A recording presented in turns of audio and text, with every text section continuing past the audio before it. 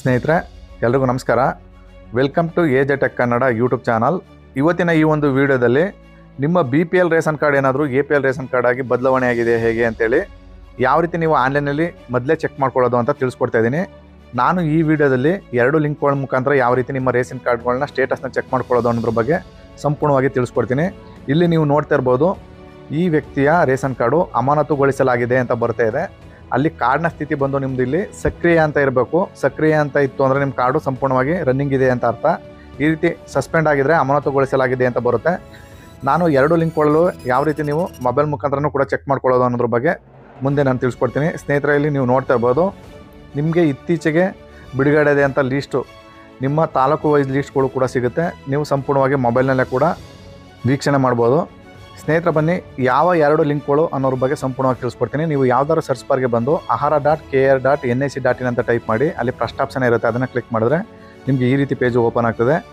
ಇಲ್ಲಿ ನೀವು ಮೇಲ್ಗಡೆ ನಿಮ್ಮ ಲ್ಯಾಂಗ್ವೇಜ್ ಬೇಕಾದ್ರೂ ಚೇಂಜ್ ಮಾಡ್ಕೋಬೋದು. ಹಾಗೆಯೇ ಇಲ್ಲಿ ಲೆಫ್ಟ್ ಸೈಡಲ್ಲಿ ನಿಮಗೆ ಈ ಪಡಿತರ ಚೀಟಿ ಅನ್ನೋ ಒಂದು ಆಪ್ಷನ್ ಕಾಣುತ್ತೆ. ಆ ಆಪ್ಷನಲ್ಲಿ ನೀವು ಕ್ಲಿಕ್ ಮಾಡಿ ಕೆಳಗಡೆ ಬಂದರೆ ರದ್ದುಗೊಳಿಸಲಾದ ಹಾಗೆ ತಡೆ ಹಿಡಿಯಲಾದ ಪಟ್ಟಿ ಅಂತ ಬರುತ್ತೆ. ಆಗ ಈ ಕಡೆ ಪಕ್ಕದಲ್ಲಿ ನಿಮಗೆ ಒಂದು ಆಪ್ಷನ್ ಕೂಡ ಓಪನ್ ಆಗ್ತದೆ. ಅಲ್ಲಿ ಆಪ್ಷನಲ್ಲಿ ಬಂದು ನಿಮ್ಮ ಡಿಸ್ಟಿಕ್ಕು ಹಾಗೆ ನಿಮ್ಮ ತಾಲೂಕು ಹಾಗೆಯೇ ನಿಮ್ಮ ಯಾವ ತಿಂಗಳಲ್ಲಿ ಸಸ್ಪೆಂಡ್ ಆದ ಕಾರ್ಡ್ಗಳ ವಿವರ ಬೇಕು ಅನ್ನೋ ಡೀಟೇಲ್ಸ್ ಕೇಳುತ್ತೆ. ಅಲ್ಲಿ ಪ್ರತಿ ತಿಂಗಳು ಕೂಡ ಸಸ್ಪೆಂಡ್ ಮಾಡಿರ್ತಾರೆ. ಈಗ ಅಕ್ಟೋಬರ್ ತನಕ ಅಂದರೆ 10ನೇ ತಿಂಗಳ ಗಂಟ ಸಸ್ಪೆಂಡ್ ಮಾಡಿದ್ದಾರೆ 2024ರಲ್ಲಿ. ಆ ಲಿಸ್ಟು ಇಲ್ಲಿ ಓಪನ್ ಆಗ್ತಾಯಿದೆ. ಇಲ್ಲಿ ರೀಸನ್ಗಳು ತುಂಬ ವೇರಿಯೇಷನ್ಗಳಿದೆ. ವಿವಿಧ ಕಾರಣಗಳಿಗಾಗಿ ನಿಮ್ಮ ರೇಷನ್ ಕಾರ್ಡ್ನ ಅಮಾನತುಗೊಳಿಸಿದ್ದಾರೆ. ಇಲ್ಲಿ ನೋಡ್ಬೋದು, ವೆರಿಫೈಡ್ ಆ್ಯಂಡ್ ಕ್ಯಾನ್ಸಲ್ಡು, ಹಾಗೆಯೇ ಬಯೋಮೆಟ್ರಿಕ್ ನಾಟ್ ವೆರಿಫೈಡ್ ಮತ್ತು ಅಂಡರ್ ಸಸ್ಪೆನ್ಸ್ ಅಂತ ಬರ್ತಾಯಿದೆ. ಅಂದರೆ ವಿವಿಧ ಕಾರಣಗಳಿಂದಾಗಿ ನಿಮ್ಮ ಕಾರ್ಡ್ನ ರದ್ದುಗೊಳಿಸಿದ್ದಾರೆ. ಇಲ್ಲಿ ಕೆಳಗಡೆ ಪೇಜ್ ನಂಬರ್ ಕೂಡ ಬರುತ್ತೆ, 1 ಅಥವಾ 2 ಪೇಜು ಅಂತ. ಒಂದಕ್ಕಿಂತ ಹೆಚ್ಚಿದ್ರೆ 2ನೇ ಪೇಜನ್ನ ನೀವು ಕ್ಲಿಕ್ ಮಾಡ್ತು ಅಂದರೆ 2ನೇ ಪೇಜಲ್ಲಿ ಲಿಸ್ಟ್ ಕೂಡ ಓಪನ್ ಆಗ್ತದೆ.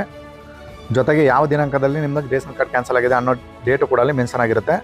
ಮತ್ತೆ ಒಂದು ಪ್ರಮುಖವಾದ ವೆಬ್ಸೈಟ್ ತಿಳಿಸ್ಕೊಡ್ತಾ ಇದ್ದೀನಿ. ನೀವು ಯಾವ್ದಾದ್ರು ಸರ್ಚ್ ಬಾರ್ಗೆ ಬಂದು ಕರ್ನಾಟಕ ಮಾಹಿತಿ ಕಣಜ .in ಅಂತ ಟೈಪ್ ಮಾಡಿ, ನಿಮಗೆ ಈ ಥರ ಆಪ್ಷನ್ಗಳು ಓಪನ್ ಆಗ್ತದೆ. ನಾನು ಲಿಂಕ್ನ ಈ ಡಿಸ್ಕ್ರಿಪ್ಷನಲ್ಲಿ ಕೊಟ್ಟಿರ್ತೀನಿ, ನೇರವಾಗಿ ಕ್ಲಿಕ್ ಮಾಡಿ ನೀವು ಡೈರೆಕ್ಟಾಗಿ ಈ ಪೇಜ್ಗೆ ಬರ್ತೀರಾ. ಸ್ನೇಹಿತರೆ, ಈ ಪೇಜಲ್ಲಿ ನೀವು ಡೈರೆಕ್ಟಾಗಿ ನಿಮ್ಮ ಜಿಲ್ಲೆನ ಹಾಕಿ, ನಿಮ್ಮ ರೇಷನ್ ಕಾರ್ಡ್ನ ಹಾಕಿ ನಿಮ್ಮ ಡೀಟೇಲ್ಸ್ನ ತಿಳ್ಕೊಬೋದು. ನಾನಿವಾಗ ಜಿಲ್ಲೆನ ಸೆಲೆಕ್ಟ್ ಮಾಡ್ಕೋತಾ ಇದ್ದೀನಿ. ತದನಂತರ ಪಡಿತರ ಚೀಟಿಯ ಸಂಖ್ಯೆಯನ್ನು ನಮೂದಿಸಿ ಅಂತ ಬರುತ್ತೆ. ಅಲ್ಲಿ ನಿಮ್ಮ ರೇಷನ್ ಕಾರ್ಡ್ ನಂಬರ್ನ ಹಾಕಿ, ಅಲ್ಲಿ ಪಕ್ಕದಲ್ಲಿ ಸಲ್ಲಿಸಿ ಅಂತ ಇದೆ, ಅದನ್ನು ಕ್ಲಿಕ್ ಮಾಡಬೇಕು. ಕ್ಲಿಕ್ ಮಾಡಿದ ನಂತರ ನಿಮ್ಮ ರೇಷನ್ ಕಾರ್ಡ್ನ ವಿವರಗಳು ಇಲ್ಲಿ ಓಪನ್ ಆಗ್ತದೆ. ಅಲ್ಲಿ ಮೊದಲಿಗೆ ನಿಮ್ಮ ತಾಲೂಕು, ಹಾಗೆಯೇ ನಿಮ್ಮ ಹೋಬಳಿ, ಹಾಗೆ ನಿಮ್ಮ ಪಂಚಾಯಿತಿ, ಹಾಗೆಯೇ ನಿಮ್ಮ ಸೊಸೈಟಿ, ಅಂದರೆ ನಿಮಗೆ ರೇಷನ್ ಕಾರ್ಡ್ ವಿತರಣೆ ಮಾಡ್ತಾರಲ್ಲ ಆ ಕೇಂದ್ರದ ಅಡ್ರೆಸ್ಸು, ಎಲ್ಲ ಡೀಟೇಲ್ಸು ಕೂಡ ಇಲ್ಲಿ ಶೋ ಆಗ್ತದೆ. ಇಲ್ಲಿ ಕಾರ್ಡ್ನ ಸ್ಥಿತಿ ಬಂದು ಸಕ್ರಿಯ ಅಂತ ಇರಬೇಕು. ಅಲ್ಲಿ ತುಂಬ ಜನರಿಗೆ ಅಮಾನತುಗೊಳಿಸಲಾಗಿದೆ ಅಂತ ಬರುತ್ತೆ. ಅದೇ ರೀತಿ ಇಲ್ಲಿ ಕೆಳಗಡೆ ಬಂತು ಅಂದರೆ ನಿಮ್ಮ ಕುಟುಂಬದ ಒಟ್ಟು ಸದಸ್ಯರು ಎಷ್ಟು ಇದ್ದೀರಿ ಅವರೆಲ್ಲ ಡೀಟೇಲ್ಸು ಕೂಡ ಇಲ್ಲಿ ಶೋ ಆಗುತ್ತೆ. ಈ ರೀತಿ ನೀವು ಇಲ್ಲಿ ಚೆಕ್ ಮಾಡ್ಕೋಬೋದು. ನಾನು ಇಲ್ಲಿ ಮತ್ತೆ ಒಂದು ಕಾರ್ಡು ಸಸ್ಪೆಂಡ್ ಆಗಿರತಕ್ಕಂಥ ಕಾರ್ಡ್ನ ಚೆಕ್ ಮಾಡಿ ತೋರಿಸ್ಕೊಡ್ತೀನಿ, ಅವ್ರಿಗೇನು ತೋರಿಸುತ್ತೆ ಅಂತ ನಿಮಗೂ ಕೂಡ ಮಾಹಿತಿ ಸಿಗುತ್ತೆ. ಸ್ನೇಹಿತರೆ, ನೀವು ಮತ್ತೆ ಆಹಾರ ಇಲಾಖೆಗೆ ಹೋಗಿ ಅಲ್ಲೊಂದು ರ್ಯಾಂಡಮ್ ಆಗಿ ಒಂದು ಕಾರ್ಡ್ ನಂಬರ್ ಪಿಕ್ ಮಾಡ್ಕೊತಾ ಇದ್ದೀನಿ. ಕಾರ್ಡ್ ನಂಬರ್ ತೊಗೊಂಡು ನಾನು ಮಾಹಿತಿ ಕಣಜ ವೆಬ್ಸೈಟ್ಗೆ ಹೋಗಿ ನಾನು ಅದನ್ನ ಪೇಸ್ಟ್ ಮಾಡಿ ಅಲ್ಲಿ ಏನಂತ ತೋರಿಸುತ್ತೆ ಅಂತ ನಿಮಗೆ ತಿಳಿಸ್ಕೊಡ್ತೀನಿ. ಇವಾಗ ಮತ್ತೆ ನಾನು ಮಾಹಿತಿ ಕಣಜಕ್ಕೆ ಹೋಗ್ತಾ ಇದ್ದೀನಿ. ಅಲ್ಲಿ ರೇಷನ್ ಕಾರ್ಡ್ ನಮೂದಿಸಿ ಅನ್ನೋ ಕಾಲಮ್ಗೆ ನಾನು ಕಾಪಿ ಮಾಡ್ಕೊಂಡಿರೋಂಥ ರೇಷನ್ ಕಾರ್ಡ್ ನಂಬರ್ನ ಹಾಕಿ ನಾನು ಮತ್ತೆ ಇಲ್ಲಿ ಸಲ್ಲಿಸಿ ಅಂತ ಕ್ಲಿಕ್ ಮಾಡ್ತಾ ಇದ್ದೀನಿ.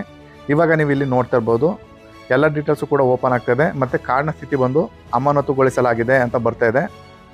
ಇಲ್ಲಿ ಏನಾಗಿದೆ ಅಂತ ಹೇಳಿದ್ರೆ, ಒಂದು ಕುಟುಂಬದಲ್ಲಿ ಒಬ್ಬ ಸದಸ್ಯ ಯಾರಾದರೂ ಸರ್ಕಾರಿ ಮತ್ತು ಅರೆ ಸರ್ಕಾರಿ ಉದ್ಯೋಗನ ಮಾಡ್ತಾಯಿದ್ದು, ಆತ ಏನಾದರೂ ಇನ್ಕಮ್ ಟ್ಯಾಕ್ಸ್ನ ಪೇ ಮಾಡ್ತಾಯಿದ್ರೆ ಅಂಥ ಕಾರ್ಡ್ಗಳನ್ನ ತಡೆ ಹಿಡಿದಿದ್ದಾರೆ. ಇಡೀ ಕುಟುಂಬಕ್ಕೆ ಕೂಡ ಕಾರ್ಡ್ ಕೂಡ ಕ್ಯಾನ್ಸಲ್ ಆಗುತ್ತೆ. ನೀವೇನಾದರೂ ರೇಷನ್ ಕಾರ್ಡ್ನಿಂದ ಹೊರ ಬಂದಿಲ್ಲ ಅಂತ ಹೇಳಿದ್ರೆ ಪರ್ಟಿಕ್ಯುಲರ್ ವ್ಯಕ್ತಿ, ಆ ರೇಷನ್ ಕಾರ್ಡ್ ಇಡೀ ಸಂಪೂರ್ಣವಾಗಿ ನಿಷ್ಕ್ರಿಯ ಆಗುತ್ತೆ. ಸ್ನೇಹಿತರೆ, ಹಾಗೆಯೇ ತುಂಬ ಕಂಡೀಷನ್ಗಳನ್ನ ಅಪ್ಲೈ ಮಾಡಿದ್ದಾರೆ. ನೀವು ನಗರ ಪ್ರದೇಶ ಆಗಿತ್ತು ಅಂದರೆ 1000 ಚದರ ಅಡಿಗಿಂತ 3 ರೂಮ್ಗಿಂತ ಹೆಚ್ಚಿನ ಮನೆ ಇತ್ತು ಅಂದರೆ, ಹಾಗೆಯೇ ಗ್ರಾಮೀಣ ಪ್ರದೇಶ ಆಗಿದ್ರೆ ವೈಟ್ ಬೋರ್ಡು 4 ವೀಲರ್ ಗಾಡಿ ಇತ್ತು ಅಂತ ಹೇಳಿದ್ರೆ ಅವ್ರದ್ದು ಕ್ಯಾನ್ಸಲ್ ಆಗಿದೆ. ಹಾಗೆಯೇ 7.5 ಎಕರೆಗಿಂತ ಹೆಚ್ಚಿನ ಭೂಮಿ ಇತ್ತು ಅಂದರೆ ಅವ್ರದ್ದು ಕೂಡ ರೇಷನ್ ಕಾರ್ಡ್ ಕ್ಯಾನ್ಸಲ್ ಆಗ್ತಾಯಿದೆ. ಹೀಗೆ ವಿವಿಧ ಮಾನದಂಡಗಳ ಅಡಿಯಲ್ಲಿ ಇಲ್ಲಿವರೆಗೆ ಪ್ರತಿ ತಿಂಗಳು ಕೂಡ ವೆರಿಫಿಕೇಷನ್ ಮಾಡಿದ್ದಾರೆ. ಇನ್ನೂ ಕೂಡ ಅಂಡರ್ ಪ್ರೊಸೆಸಿಂಗ್ ಅಂದರೆ ತುಂಬ ವೆರಿಫಿಕೇಷನ್ ಮಾಡೋದು ಕೂಡ ಇದೆ. ಮುಂದೆ ನಿಮ್ಮ ಕಾರ್ಡು ಕೂಡ ಕ್ಯಾನ್ಸಲ್ ಆಗೋ ಸಂಭವ ಇರ್ತದೆ. ಇನ್ನೂ ಅಂಡರ್ ಪ್ರೊಸೆಸಿಂಗ್ ಅಂದರೆ ಕೆಲಸ ಕಾರ್ಯಗಳು ಇನ್ನೂ ಬ್ಯಾಕ್ಗ್ರೌಂಡಲ್ಲಿ ನಡೀತಾ ಇದೆ ಅಂತ ಹೇಳಿ ತಿಳಿದು ಬರ್ತಾ ಇದೆ. ಸ್ನೇಹಿತರೆ, ಈ ಎಲ್ಲ ಹೇಳಿದ ಕ್ರೈಟೀರಿಯಾ ಬಿಟ್ಟು ನಿಮ್ಮ ಕಾರ್ಡ್ ಏನಾದ್ರು ಇತ್ತು ಅಂದರೆ ನಿಮಗೆ ಕಾರ್ಡ್ ಯಾವುದೇ ಕಾರಣಕ್ಕೂ ಕ್ಯಾನ್ಸಲ್ ಆಗೋಲ್ಲ, ಸಕ್ರಿಯವಾಗೇ ಇರುತ್ತೆ. ಸ್ನೇಹಿತರೆ, ಈ ರೀತಿ ನಿಮ್ಮ ಕಾರ್ಡ್ ಏನಾದರೂ BPL ಕಾರ್ಡು APL ಕಾರ್ಡಿಗೆ ಕನ್ವರ್ಟ್ ಆಗಿದೆ ಅಂತೇಳಿ ನೀವು ಮೊಬೈಲ್ನಲ್ಲೂ ಕೂಡ ಚೆಕ್ ಮಾಡ್ಕೋಬೋದು. ಸ್ನೇಹಿತರೆ, ಇದಾಗಿತ್ತು ಮಾಹಿತಿ. ಈ ಮಾಹಿತಿ ನಿಮ್ಗೆ ಇಷ್ಟವಾಗಿದ್ರೆ ದಯವಿಟ್ಟು ನಮ್ಮ ಚಾನಲ್ನ ಸಬ್ಸ್ಕ್ರೈಬ್ ಮಾಡ್ಕೊಳ್ಳಿ. ಇಲ್ಲಿ ತನಕ ವಿಡಿಯೋ ನೋಡೋದಕ್ಕೆ ಎಲ್ಲರಿಗೂ ಧನ್ಯವಾದಗಳು. ನಮಸ್ಕಾರ ಸ್ನೇಹಿತರೆ.